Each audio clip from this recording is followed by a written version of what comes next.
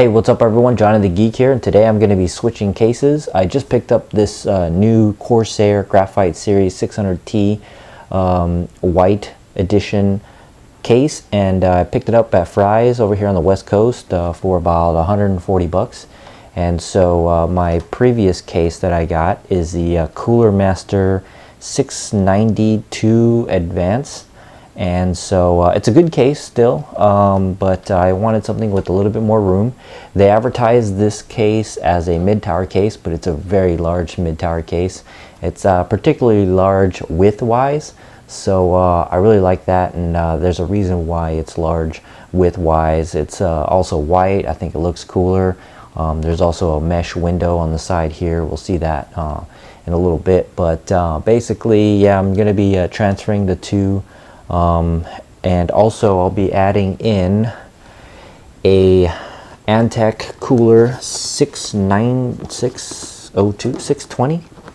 What is this? Yeah, the cooler H2O 620 CPU cooler. I'll be adding that once I transfer everything over. I couldn't add this into this case, and let me show you why actually, or let me tell you why.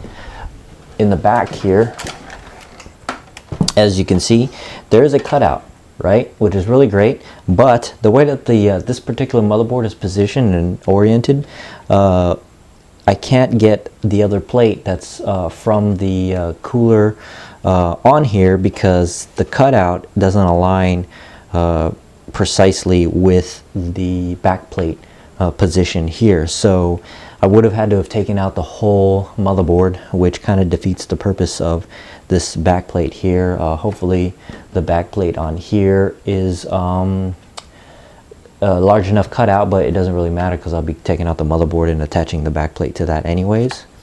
So yeah, and then there's this like jumble of cable here, which is the benefit of this one. They have it's a little bit deeper, so it can accommodate for much more cables. So that's one of the benefits and one of the reasons why I'm going to be changing this around.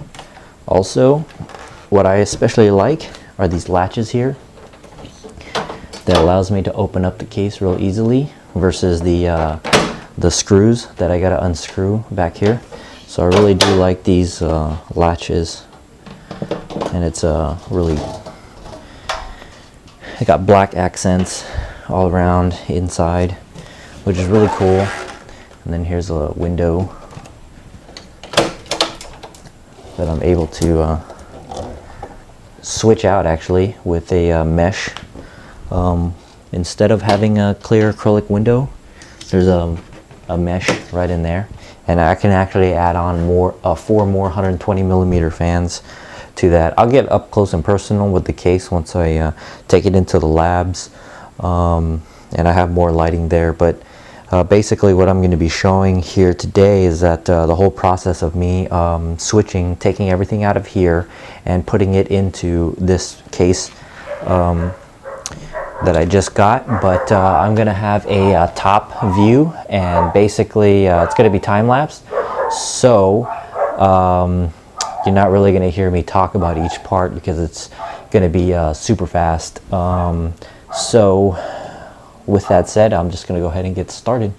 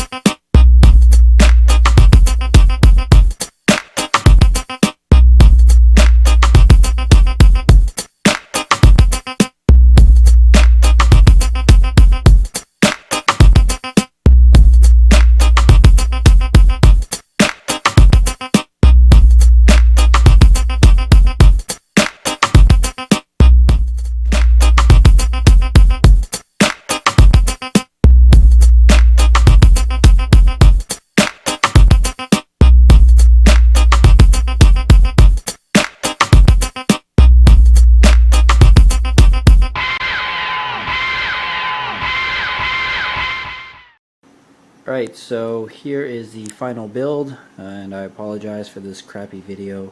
I'm using my camera phone here. But essentially, we have the panel that opens up, and on the panel is some lighting. These are LED lights, and I like these LED ones. One, they're very, very bright, and two, it's a direct connection to the Molex here, which is really good. Other lighting, the cold cathode lights have a little block, a little power block, and it's just extra trinket that's gonna get in the way and look ugly. So there's gonna be another light that goes here that I'll add later. But moving on, here is some white wire loom. This is extremely large. This is 1 inch in diameter, and I didn't want to use this, but it was all that they had, so I got that. I'm also using wire loom right here. This is a 1/4 inch, and it was too small to fit onto this water hose, and so what I'll need is a 1/2 inch. So this is a 1 inch, and this is a 1/4 inch, and I'm gonna need to pick up a 1/2 inch to put on here to replace that. Looks great on the power supply down here. And these are special cables by NZXT. They're like individually wrapped, braided, and they're white.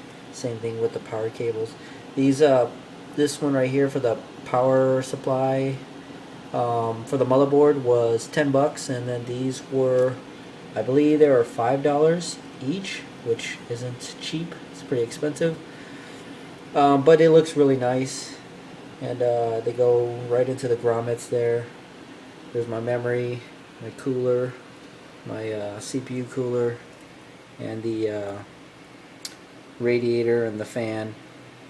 My next thing, I do want to try to pick up a NZXT white power supply, or I may just paint this white, so I'll probably take it apart or cover up the holes and paint it white, which would be really cool. And so, oh, and then there's this little LED here strip, and this is pretty cool because it was like 5 bucks. It was pretty cheap, and it was $5 with the $5 mail-in rebate. And I've got another one here, right? But the downside to that is that it takes up a couple of USB ports in the back. So there are these 2 USB ports right here that it takes up, which is kind of a drag, but whatever, it's cool. And then the top here is the grill and a fan, which I can add some substantial serious water cooling, which is pretty cool, underneath, to replace this large 200mm fan that's in the front here, if I wanted to get crazy with some real water cooling and not the self-contained stuff. And then on top here is a fan speed controller, and this controls this fan here, the fan on the front, and I think some other fans in the back and on the sides. So yeah, that's the front there, and then there's the USB 3 port here, and for that I have to run a cable that goes all the way to the back, and it plugs into this. So that's USB 3. That's their answer to it.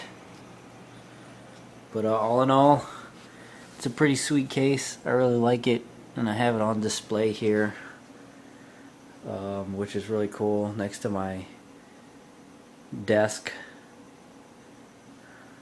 So yeah, that's pretty much it. Thanks for watching. Johnny the Geek out. Peace!